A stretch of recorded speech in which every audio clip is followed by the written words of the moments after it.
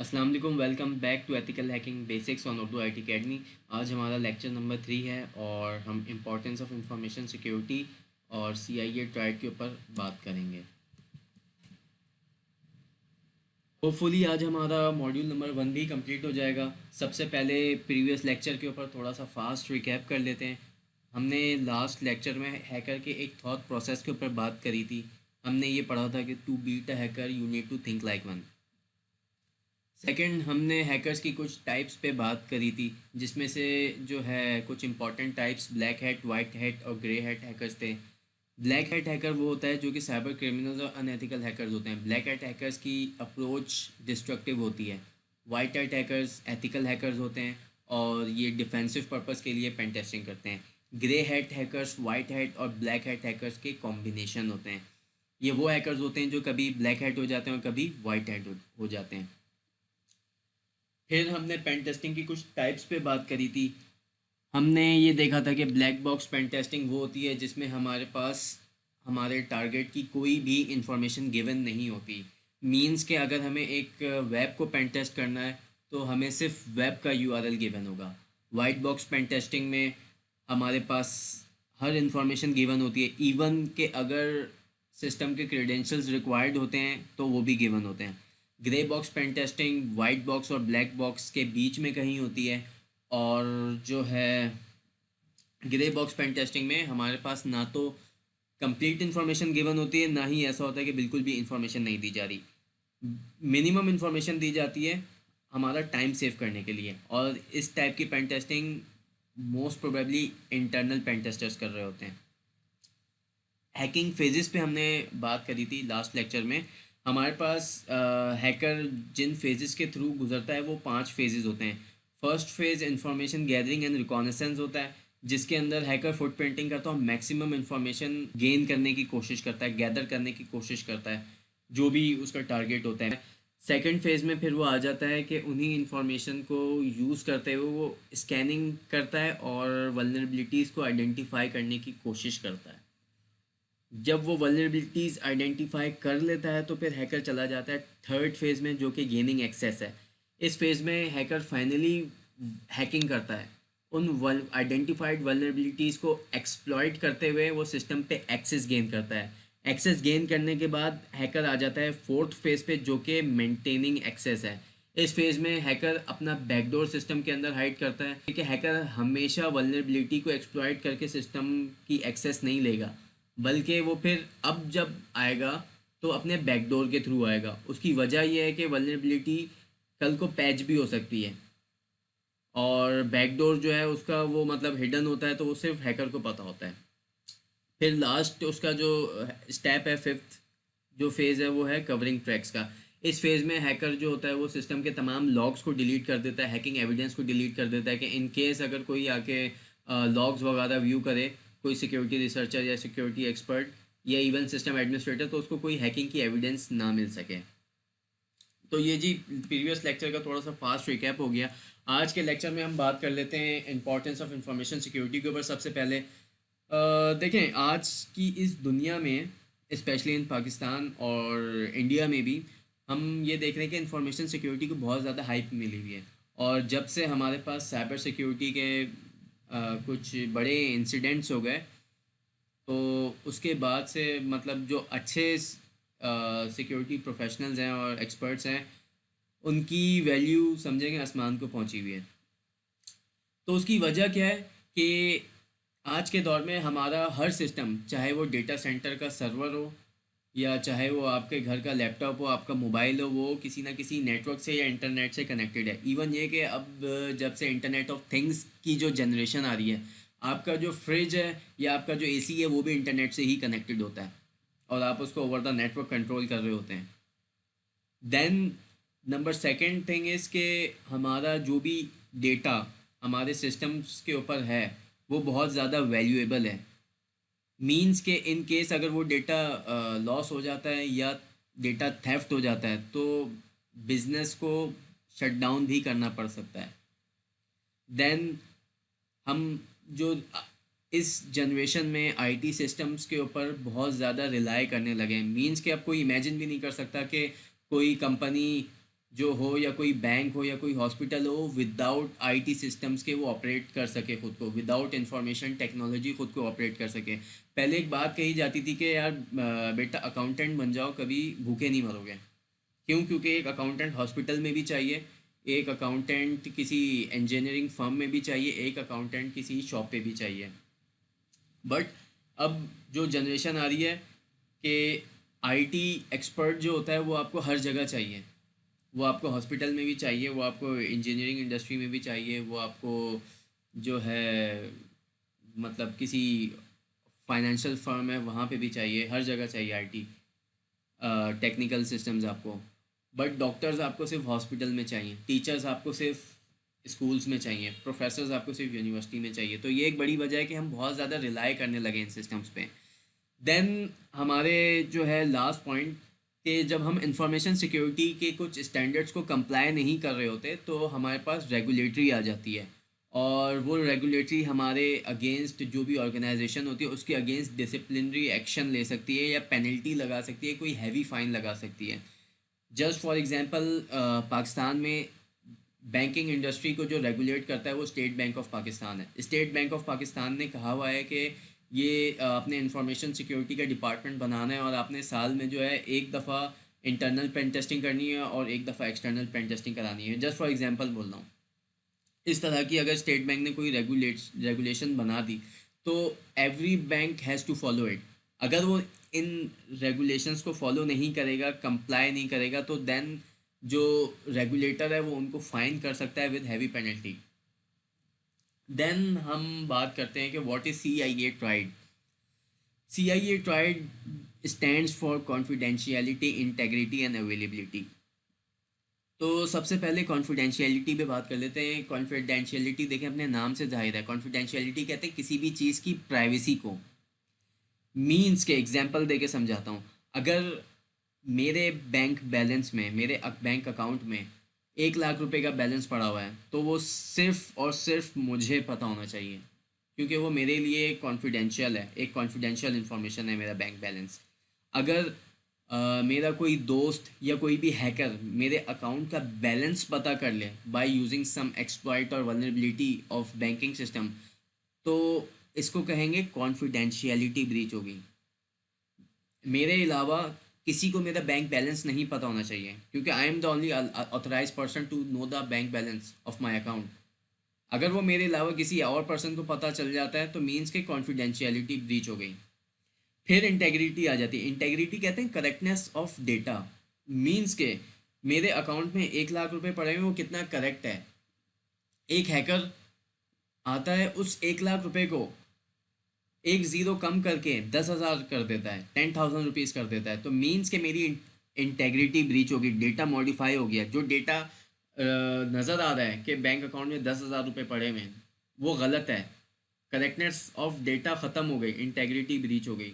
Number third thing is availability. Means के अगर मुझे इंटरनेट बैंकिंग इस टाइम पे यूज़ करना है अपने बैंक का, और वो डाउन हो जाता है, उस पर कोई डिनाइल ऑफ सर्विस अटैक करके या डिडॉस अटैक करके उसको डाउन कर देता है, तो मीन्स के अवेलेबिलिटी ब्रीच हो गई। मुझे जब डेटा चाहिए था, मुझे जब सिस्टम एक्सेस करना था, वो मुझे अवेलेबल ही नहीं है। हमने क्या 3 चीज़ें पढ़ी? Confidentiality, integrity and availability. Confidentiality, किसी को मेरा बैलेंस नहीं पता होना चाहिए, उसको मेरा बैलेंस पता चल गया, कॉन्फिडेंशियलिटी ब्रीच हो गई। इंटेग्रिटी, बैलेंस तो पता चल गया लेकिन वो उसको मॉडिफाई भी कर सकता है, इंटेग्रिटी ब्रीच हो गई। अवेलेबिलिटी, मुझे सिस्टम यूज़ करना है, इंटरनेट बैंकिंग का पोर्टल यूज़ करना है, बट वो अवेलेबल नहीं है एट दैट टाइम, मीन्स कि आपकी अवेलेबिलिटी भी ब्रीच हो गई। Authentication, authorization, accounting and non repudiation. मैं इस पे ज़्यादा बात नहीं करूँगा या ज़्यादा बहस में कोशिश करूँगा कि ना पढ़ें, क्योंकि ये सारे टॉपिक्स हमारे पास CISSP में भी काफ़ी ज़्यादा अच्छे तरीके से एक्सप्लेन्ड हैं। बट फिर भी मैं अपना जो है रोल प्ले करूँगा और जितना समझा सकता हूँ वो समझाऊँगा। ऑथेंटिकेशन हम कहते हैं कि द प्रोसेस जिसमें एक यूज़र अपने आप को आइडेंटिफाई कराए by showing his identity. Means कि अगर हम किसी वेब पोर्टल पे जाके लॉगिन करते हैं तो वहाँ हमारी authentication with user name and password होती है। वहाँ हम अपने आप को ऑथेंटिकेट कराते हैं अपने क्रेडेंशियल से। देन आ जाती है ऑथराइजेशन। जब ऑथेंटिकेशन हो जाती है तो उसके बाद ये चीज़ डिसाइड करना होती है कि ये जो यूज़र हमने ऑथेंटिकेट करा है इसके प्रिविलेजेस क्या है, इसका एक्सेस क्या है। इस चीज़ को कहते हैं हम ऑथराइज़ करना किसी को। इसकी एक मैं छोटी सी एग्जांपल दूंगा। ये जो मैंने साइट पे तस्वीर लगाई हुई है इसमें एक एक्सेस कार्ड है, और यूजली ऑर्गेनाइजेशंस में ये एक्सेस कार्ड दिया जाता है जब आप किसी बिल्डिंग में एंटर होते हैं, और बिल्डिंग में एंटर होकर मुख्तलिफ डिपार्टमेंट्स में जाने की कोशिश करते हैं, तो आपको ये कार्ड पहले गेट पे स्वैप करना पड़ता है। अगर आप ऑथराइज होते हैं तो गेट खुल जाता है, मतलब वो गेट आपके लिए खुल सकता है। अदरवाइज जो है वो आपको एक्सेस डिनाई कर देता है। ये कैंडिडेट आता है कंपनी में किसी इंटरव्यू देने, तो उसको गेट पे ही एक्सेस कार्ड दे दिया जाता है।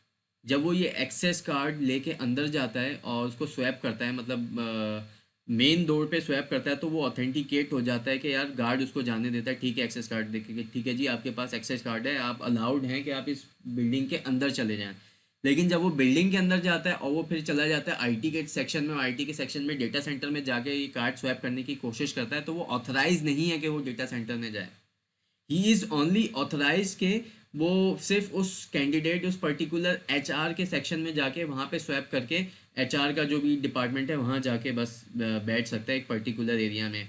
लेकिन इसी के अगेंस्ट एक आईटी पर्सनल है और उसी के उसके पास भी यही एक्सेस कार्ड है। वो जब पहले मेन गेट से अंदर जाता है तो गार्ड उसको जाने देता है, मीन्स के गार्ड ने उसको ऑथेंटिकेट कर दिया, ठीक है जी आपके पास कार्ड है, आप ऑथेंटिकेट हो गए, आप बिल्डिंग के अंदर जा सकते हैं। अब वही आईटी गाय जाके डेटा सेंटर के दरवाजे पे ये कार्ड स्वैप करेगा, तो वो दरवाज़ा उसके लिए खुल जाएगा, मीन्स के he is authorize to go inside the data center. Then third चीज़ आ जाती है अकाउंटिंग। अकाउंटिंग क्या होती है कि जो बंदा डेटा सेंटर में जा रहा है उसके पास इतनी अथॉरिटी है कि वो डेटा सेंटर में जा सकता है, वो जाके डेटा सेंटर में से कोई हार्ड ड्राइव भी निकाल सकता है, वो जाके किसी सर्वर में से कोई डेटा भी निकाल सकता है, कोई सर्वर बंद भी कर सकता है, मतलब अपनी प्रिविलेजेस को वो मिस यूज़ भी कर सकता है। तो इसको हम कैसे कंट्रोल करेंगे, वो यूज़र जिन अपनी एक्सेस चीज़ों के ऊपर अकाउंटेबल है, हम उसको मॉनिटर कैसे करेंगे, हम डेटा सेंटर में कैमरेज लगा देंगे। हम जो है डेटा सेंटर में जो है दरवाज़ा जो स्वैप कार्ड जो स्वैप होता है उसकी लॉग्स को मॉनिटर करेंगे कि कौन कितने बजे गया और कौन कितने बजे बाहर आया। तो इस चीज़ को क्या कहेंगे, इस चीज़ को कहेंगे हम अकाउंटेबिलिटी, अकाउंटिंग। देन हमारी फोर्थ चीज़ आ जाती है नॉन रेपुडिएशन। नॉन रेपुडिएशन हम कहते हैं कि एक उस बात की अश्योरेंस लेना कि कोई ये डिनाई ना कर सके कि ये काम मैंने करा है। इस चीज़ के लिए हम डिजिटल सर्टिफिकेट्स यूज़ करते हैं। एक छोटी सी मिसाल देता हूँ, स्टैम्प सिस्टम जो एक हमारा होता है कि स्टैम्प पेपर, एक लेटर लिखा उसके ऊपर जो है कोई स्टैम्प कर दिया और मुश्किल सी साइन कर दी किसी ने। अब जब वो लेटर किसी और के पास जाता है, वो लेटर देखता है कि ठीक है जी ये फला फला बंदे ने मुझे लेटर भेजा है, इसके ऊपर इसकी स्टैम्प भी है और इसकी साइन भी है, और मुझे पता है कि ये साइन और स्टैम्प इसके अलावा किसी और के पास हो ही नहीं सकती, और स्पेशली ये साइन तो कोई कर ही नहीं सकता। तो मीन्स के ये मेरी बात इस चीज़ की अश्योरिटी है कि ये लेटर मुझे इस बंदे ने ही भेजा है, क्योंकि ये वो चीज़ है जो इसके अलावा किसी और के पास नहीं है। अगर नेक्स्ट टाइम उस बंदे के पास से उस स्टैम्प और उस सिग्नेचर के साथ कोई भी चीज़ मेरे पास आएगी, मैं ये अश्योरिटी के साथ कह सकता हूँ कि ये चीज़ मुझे इस बंदे ने भेजी, और वो डिनाई नहीं कर सकता, क्योंकि ये बात उसको भी पता है कि उसकी साइन इतनी मुश्किल है, उसकी स्टैम्प जो है वो किसी और, उसके अलावा पूरी दुनिया में किसी और के पास नहीं है। सेम केस डिजिटल सर्टिफिकेट्स में होता है। ये जो हम सर्टिफिकेट्स देख रहे होते हैं, जो इवन ये कि डिजिटल सर्टिफिकेट्स, वो जो वेबसाइट जब हम देख रहे होते हैं HTTPS लगा होता है, साइड पे ग्रीन कलर का बार आ रहा होता है, हम वहाँ पे जाके सर्टिफिकेट देख लेते हैं कि facebook.com को जो सर्टिफिकेट इशू हुआ है वो फला फला CA ने इशू करा हुआ है। तो ये इस बात का सबूत होता है कि ये सर्टिफिकेट उस पार्टी के पास ही है, और उसके अलावा दुनिया में कोई ऐसा नहीं है जिसके पास उस आइडेंटिटी का सर्टिफिकेट होगा। तो ये इस बात की अश्योरेंस होती है कि जो नेक्स्ट पार्टी है ये मैसेज उसकी तरफ से ही आया है। ठीक हो गया, तो हमने क्या पढ़ा, authentication, authorisation and accounting. Authentication means के किसी भी पर्सन को आइडेंटिफाई कर लेना, उसकी आइडेंटिफिकेशन हो जाना। ऑथराइजेशन, आइडेंटिफिकेशन तो हो गई, लेकिन वो कर क्या सकता है, उसकी प्रिविलेजेस क्या हैं, उसकी पावर्स क्या हैं।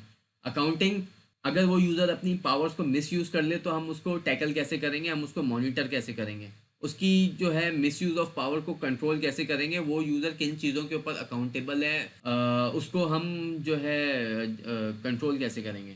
नॉन रेपुडिएशन के किसी ने कोई काम कर दिया या किसी ने कोई मैसेज भेज दिया और वो उस चीज़ को डिनाई ना कर सके, this is called non repudiation. अच्छा, कुछ इंपॉर्टेंट चीज़ें जो कि हमें पता होनी चाहिए आगे बढ़ने से पहले। Vulnerability assessment versus penetration testing. देखिए, वल्नरेबिलिटी असेसमेंट और पेनिट्रेशन टेस्टिंग में क्या डिफरेंस है। वल्नरेबिलिटी असेसमेंट में हम सिर्फ वल्नरेबिलिटीज़ को आइडेंटिफाई करके उनका इम्पैक्ट बता के छोड़ देते हैं। पेन टेस्टिंग के अंदर हम कहते हैं कि यार तुमने वल्नरेबिलिटीज़ तो आइडेंटिफाई कर ली, तुमने बातें तो बड़ी कर ली कि यार इस वल्नरेबिलिटी से जो है आपका सिस्टम कॉम्प्रोमाइज़ हो जाएगा, इस वल्नरेबिलिटी से आपकी इंटेग्रिटी ब्रीच हो जाएगी, ये डिनाइल ऑफ सर्विस की वल्नरेबिलिटी है, इसको करके भी तो दिखाओ। तो ये काम हम पेन टेस्टिंग में करते हैं, जिसमें हम वल्नरेबिलिटीज़ को आइडेंटिफाई करके उन तक एक्सेस भी गेन करते हैं। पेनिट्रेशन टेस्टिंग में हम वल्नरेबिलिटी असेसमेंट भी कर रहे होते हैं, लेकिन वल्नरेबिलिटी असेसमेंट के अंदर हम पेन टेस्टिंग नहीं कर रहे होते हैं। ठीक हो गया। अच्छा, सीवीई हम कहते हैं कॉमन वल्नरेबिलिटी एक्सपोजर को। दुनिया भर में जितनी भी वल्नरेबिलिटीज़ आइडेंटिफाई होती हैं उसको हम एक सीवीई के साथ हम उसको टैग कर देते हैं, और वो एज अ रेफरेंस यूज़ होता है for that particular vulnerability. Usually security researchers जो होते हैं, फॉर एग्जांपल मैं एक सिक्योरिटी रिसर्चर हूँ, मुझे विंडोज़ की कोई वल्नरेबिलिटी मिलती है तो मैं उसको रिपोर्ट करता हूँ, और फिर उसको एक सीवीई नंबर असाइन हो जाता है। सीवीई अगर ईयर 2018 है तो सीवीई डैश 2018, और फिर उसके बाद कोई 3 to 4 डिजिट का नंबर होता है कि मतलब वो सीरीज चल रही होती है। तो अगर किसी को उस वल्नरेबिलिटी का रेफरेंस देना होता है तो हम कहते हैं कि यार ये वाली सीवीई है, इसको जाके ज़रा पढ़ लो। ये एक वेबसाइट मैंने यहाँ पे लिंक करी हुई, आप इसको विजिट करिएगा। यहाँ पे आप लोगों को डिफरेंट सीवीईज मिलेंगी जो कि यहाँ पे सारी पब्लिश होती हैं प्रॉपरली। देन एक बग बाउंटी हम उसे कहते हैं कि मुख्तलिफ प्लेटफॉर्म्स हैं। हैकर वन का हो गया या बग क्राउड का हो गया, इनके पास जो है डिफरेंट कंपनीज आती हैं, वो रजिस्टर होती हैं, और यहाँ पे दुनिया जहाँ के हैकर्स भी आके रजिस्टर होते हैं। वो कंपनीज ये कहती हैं कि आप हमें हमारे बग्स बताओ, हमारी वल्नरेबिलिटीज आइडेंटिफाई करो, और बेस्ड ऑन दैट वल्नरेबिलिटी कि वो वल्नरेबिलिटी कितनी पावरफुल है, उसका इम्पैक्ट क्या है, वो फाइंडिंग कितनी अमेजिंग है, आपको अवार्ड दिया जाता है, बाउंटीज दी जाती हैं। और जो है लास्ट थिंग, फिर मैं वही एक बात करने लगा हूँ कि थिंकिंग लाइक एन हैकर। देखिए, आप जितने भी मर्जी चाहें टेक्निकल हो जाएं, आप दुनिया जहाँ की सर्टिफिकेशंस कर लें, आप सर्टिफिकेशंस के पहाड़ बना लें, अंबार लगा लें अपने पास, लेकिन जब तक आप एक हैकर की तरह नहीं सोच सकते, आप कभी भी हैकर नहीं बन सकते। तो इस कोर्स में मैं आप लोगों को टेक्निकल तो बनाऊंगा ही थोड़ा सा पेन टेस्टिंग के हवाले से, लेकिन मोस्ट ऑफ द टाइम मैं शायद आपकी थिंकिंग प्रोसेस पे वर्कआउट कर रहा हूँ।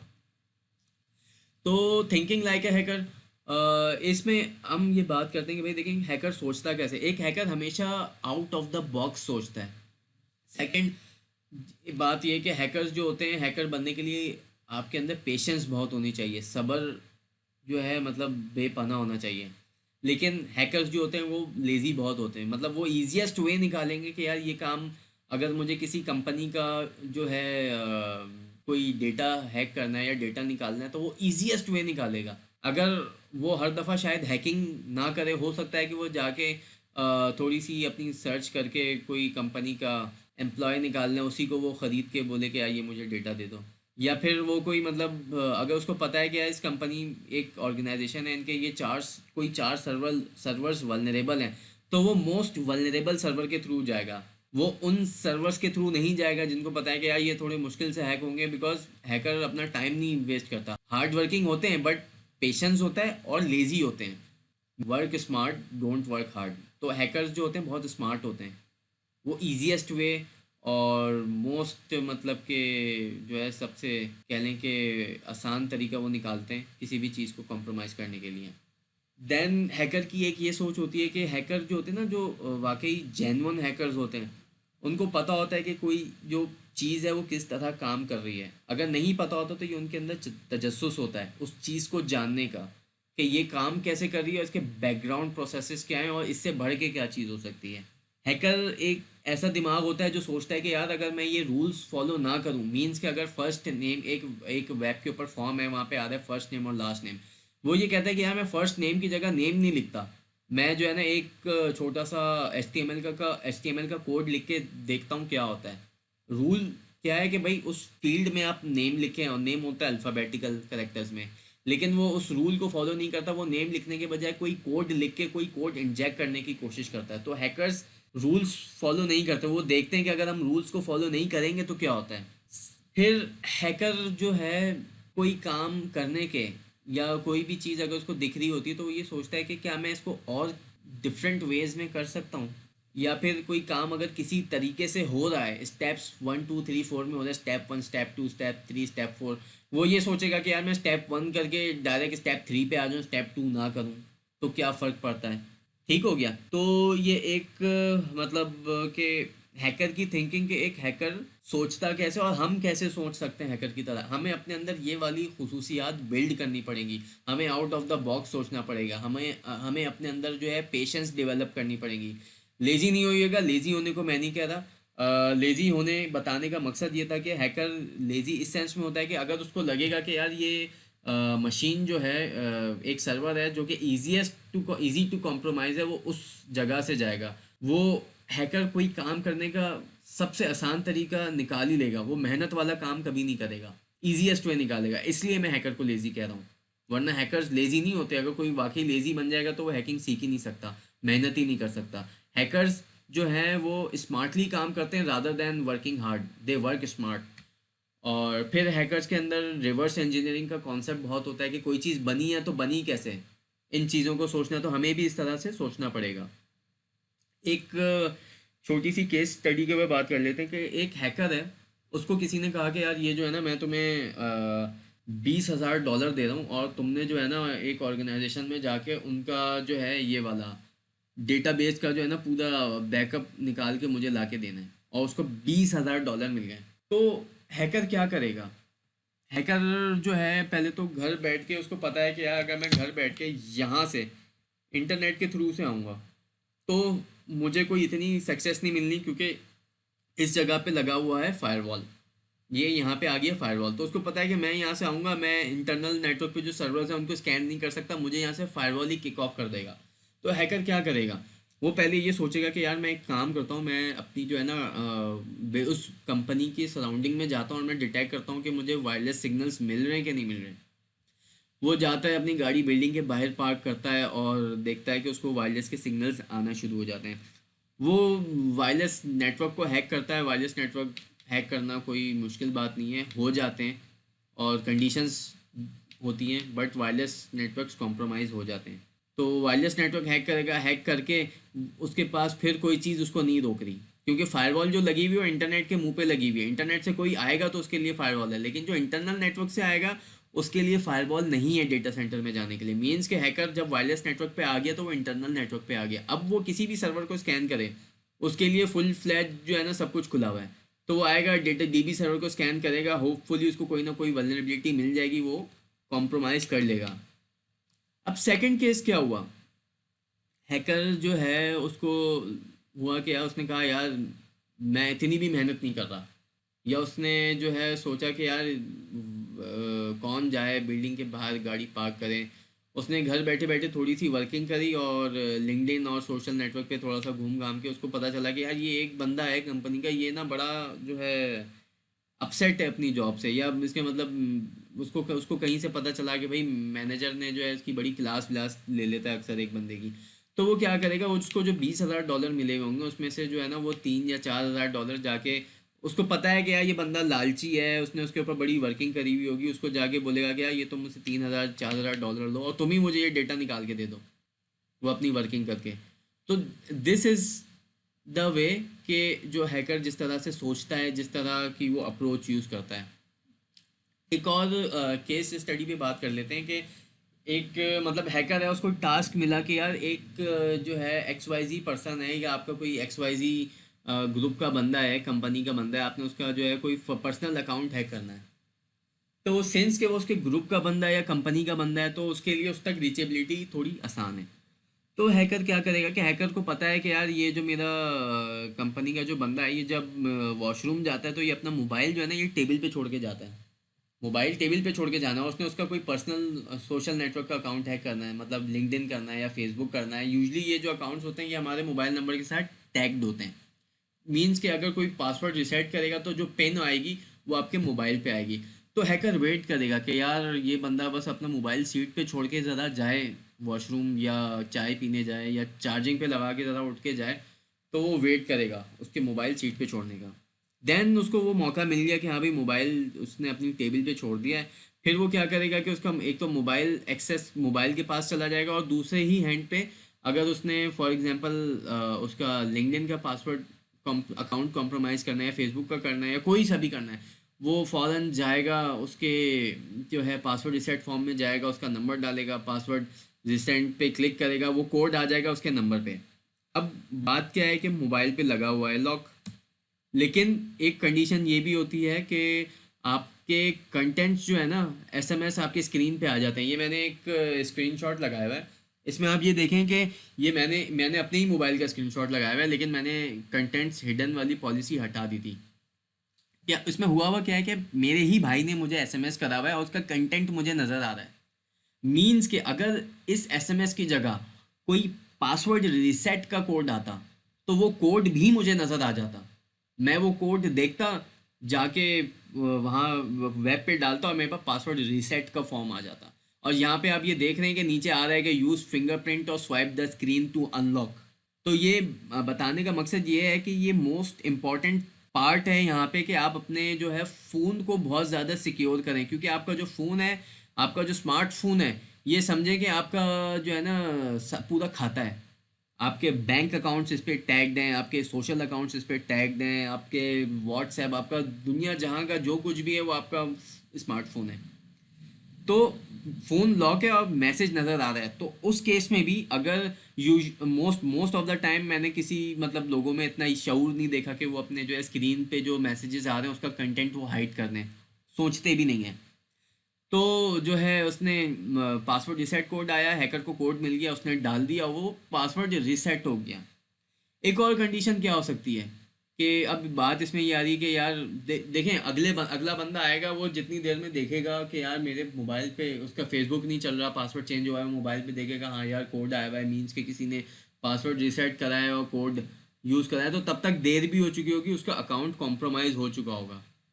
अगली एक और कंडीशन क्या है कि अगर आप बोलें कि हैकर हैकर ये सोचे कि यार स्क्रीन पे कंटेंट नहीं आ रहा, या वो ये चाह रहा है कि मैसेज आ जाए तो मैं देख एक्सेस करके डिलीट कर दूं, तो वो शोल्डर सर्फिंग भी कर सकता है। शोल्डर सर्फिंग पब्लिक प्लेसेस पे या उन लोगों के साथ करना बहुत आसान होती है जिनके आप करीबी साथी होते हैं या करीबी दोस्त होते हैं।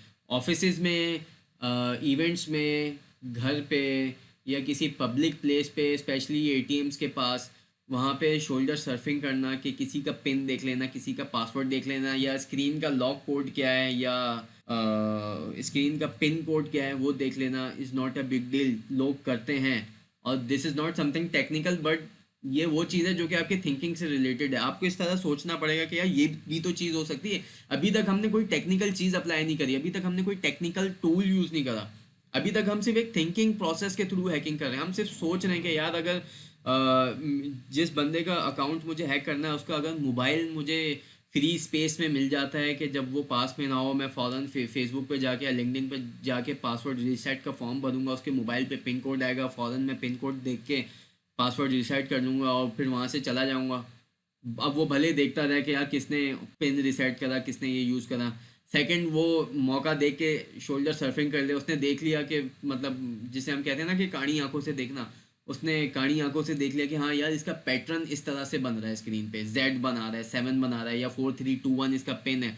वो उसने फ़ोन अनलॉक करा, पिन डाला और मैसेज भी भले डिलीट कर देगा वो। तो और लास्ट चीज़ क्या है कि आप उनसे खुद पूछ भी लें, अरे यार अपना फ़ोन तो दिखाओ, ज़रा चेक तो करूँ कि फ़ोन तुम्हारा कैसा है, मुझे भी यही वाला फ़ोन लेना है। जितनी देर में मतलब उसने आपको फ़ोन दिया, आपने मतलब 2 से 3 मिनट लगाए चेक करने के में, और चेक करने में ही आप उसमें अपना उसके फ़ोन पे अपना कोई बैकडोर इंस्टॉल कर दें। बड़े प्यार से हो जाता है बैकडोर इंस्टॉल, आते हैं इस तरह के एंड्रॉयड के बैकडोर्स, और वो बैकडोर्स आप उसके फ़ोन पे इंस्टॉल कर दें, आपके पास हर चीज़ का एक्सेस आ जाएगा। ठीक हो गया। तो ये हो गई हमारी एक केस स्टडी। अच्छा, कुछ मेजर हैकिंग इंसिडेंट्स पे बात कर लेते हैं कि पाकिस्तान में एक राइड हेलिंग सर्विस थी और वो कॉम्प्रोमाइज़ हुई थी, और ऑलमोस्ट 14 मिलियन का जो उनका यूज़र्स का जो पर्सनल डेटा था वो ब्रीच हुआ था। और 14 मिलियन इज़ अ मतलब बिग नंबर। और जिन लोगों का डेटा ब्रीच हुआ था उसमें लड़कियां भी थी, लड़के भी थे, मर्द हजरात भी थे, और उनके ड्राइवर्स भी थे, जो कि वो राइड हेलिंग सर्विस के ड्राइवर्स थे। तो उसकी वजूहात भी कुछ ऐसी थी कि उन्होंने शायद बग बाउंटी प्रोग्राम्स ऑफर नहीं करे हुए थे और साइबर सिक्योरिटी को इतना सीरियस कंसर्न नहीं रखा हुआ था। और देन एक जो है प्रीवियस मंथ एक फाइनेंशियल इंस्टीट्यूशन कॉम्प्रोमाइज़ हुई थी और रिपोर्टेड 2.6 मिलियन रुपीस का उनको लॉस हुआ था। तो इससे ज़्यादा मैं बात नहीं करूँगा इस पे, बट मेरा ख्याल है कि यहाँ तक बताना ही काफ़ी है कि जिससे हम ये अंदाज़ा लगा सकते हैं कि साइबर सिक्योरिटी और इंफॉर्मेशन सिक्योरिटी कितनी इंपॉर्टेंट है। देखें, हम अपने घरों में ताला लगाते हैं, अगर हम अपने घरों में ताला नहीं लगाएंगे तो कभी भी चोरी हो सकती है। सिमिलरली इसी तरह हमें अपने सिस्टम्स को भी प्रोटेक्ट करना पड़ेगा, हमें अपने सिस्टम्स पे भी ताले लगाने पड़ेंगे और अच्छे वाले ताले लगाने पड़ेंगे। नहीं लगाएंगे तो कभी भी हैकिंग हो सकती है, कभी भी सिस्टम्स कॉम्प्रोमाइज़ हो सकते हैं और डेटा लॉस हो सकता है। घर में चोरी होती है तो क्या जाता है, हमारे जेवरात जाते हैं या घर पे जो भी फिजिकल मनी होती है, घर पे जो एक्सपेंसिव गैजेट्स होते हैं, किसी का आईफोन चला गया, आईपैड चला गया। लेकिन अगर किसी सिस्टम में टेक्निकली हैक होके वो वल्नरेबिलिटी एक्सप्लॉइट होके थेफ्ट होगा तो क्या होगा कि आपका डेटा चोरी होगा। और आज के ज़माने में हमारा जो भी बड़ी कंपनी है उसका डेटा इज़ जस्ट लाइक कि उसके लिए किसी ज्वेलरी से कम नहीं है, उसके लिए डायमंड से कम नहीं है। मीन्स के जब आपकी फिजिकल सिक्योरिटी, घर की सिक्योरिटी इतनी इंपॉर्टेंट है, हम ताले लगाते हैं, तो टेक्निकल सिक्योरिटी भी इतनी ही इंपॉर्टेंट है। और इट्स नॉट ओनली कि आप एंटीवायरस इंस्टॉल कर लें तो आप सिक्योर हो गए। It's not only installing an antivirus on your PC या on your server, it's something more than that. तो यहाँ तक मेरा ख्याल है कि हमारी एक्सप्लेनेशन बहुत है। आज का लेक्चर हम यहाँ पे एंड करते हैं और इंशाल्लाह आपसे नेक्स्ट लेक्चर में और नेक्स्ट मॉड्यूल में मुलाकात होती है। टिल देन, अल्लाह हाफिज़।